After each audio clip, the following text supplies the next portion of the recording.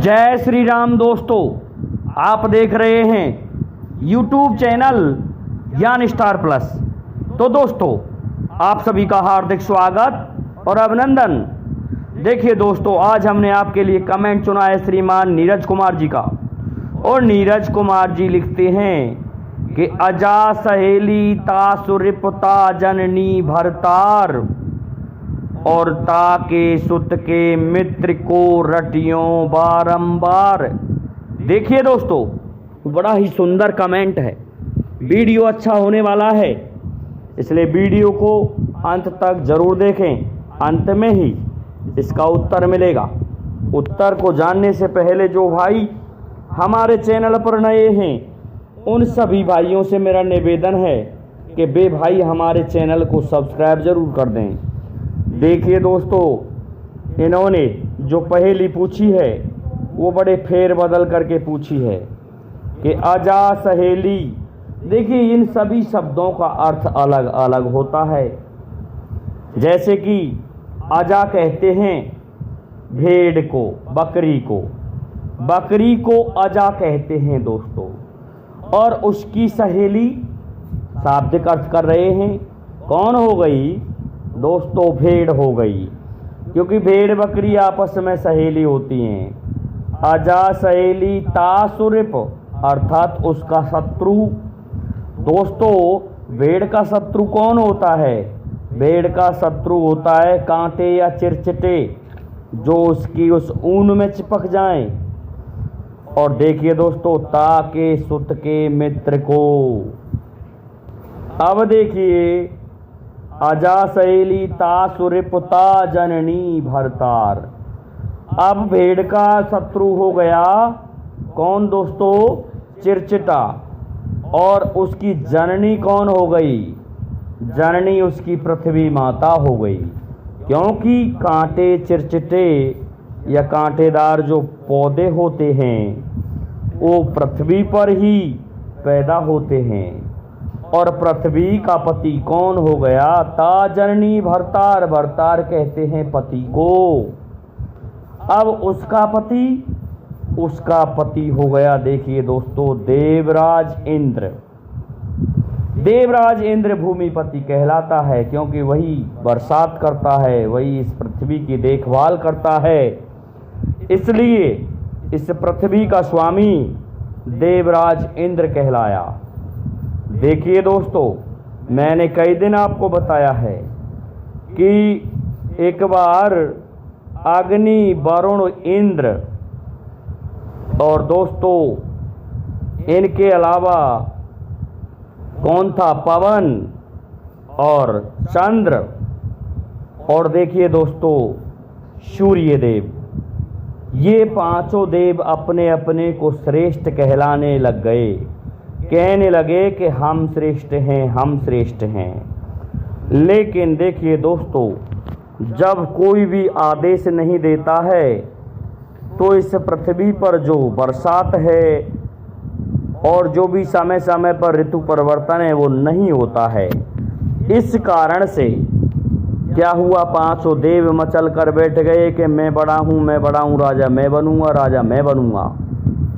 तो देखिए, उस समय पार ब्रह्म भगवान श्री हरि विष्णु ने क्या किया?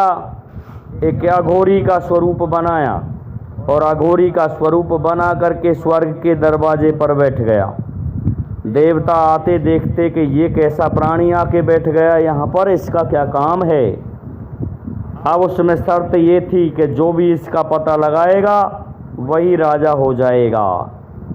अब तो दोस्तों पता लगाने लगे तो सबसे पहले अग्निदेव चलते हैं कि मेरी बराबर शक्ति किसी में नहीं है, मैं जला के भस्म कर दूंगा अघोरी को। अघोरी से जाके पूछने लगे, कौन हो तुम? तो अघोरी पूछने लगा कि तुम कौन हो? कि मेरा नाम अग्नि है, मैं संपूर्ण संसार को जला के भस्म कर सकता हूँ। तो क्या किया अघोरी बाबा ने? एक तिनका उठा के रख दिया उसके सामने, कहा कि इस तिनके को जला दे। दोस्तों, वो तिनका नहीं जला पाया। अब तो अग्निदेव मारे शर्म के लौट गए। इसी प्रकार से वायुदेव आए कि मैं संपूर्ण संसार को उड़ा सकता हूँ। इस पर वही तिनका उसके समक्ष रख दिया, लेकिन वो भी उसे नहीं उड़ा सके। वरुण देव पहुँचे, कहने लगे मैं संपूर्ण संसार में जल ही जल कर दूंगा, लेकिन देखिए दोस्तों वो तिनका नहीं बहा पाया। फिर इंद्र आए और इंद्र ने हाथ जोड़े उस अघोरी महात्मा के। तो अघोरी महात्मा ने कहा, इंद्र तुम मुझे जानते हो मैं कौन हूँ। इंद्र पहचान गया कि चिदानंद घन भगवान श्री हरि विष्णु हैं। इससे प्रसन्न होकर के भगवान श्री हरि विष्णु कहने लगे कि ऐसा है, स्वर्ग के राजा तो तुम ही बनोगे। तो इंद्र को ही दोस्तों स्वर्ग पर बैठाया गया। इसलिए इस पृथ्वी माता के पति भी देवराज इंद्र ही कहलाए। और देवराज इंद्र जब इसके भरतार कहलाए तो उनके सुत के मित्र को, तो देखिए देवराज का सुत कौन हुआ, सुत को कहते हैं बेटे को, उनका बेटा अर्जुन हो गया। और अर्जुन का मित्र कौन था दोस्तों, भगवान श्री कृष्ण, छलिया कृष्ण। छलिया कृष्ण हो गया उनका मित्र। और उनको जो बार बार रटता है, कहते हैं इस संसार से उसकी बेड़ा पार हो जाती है।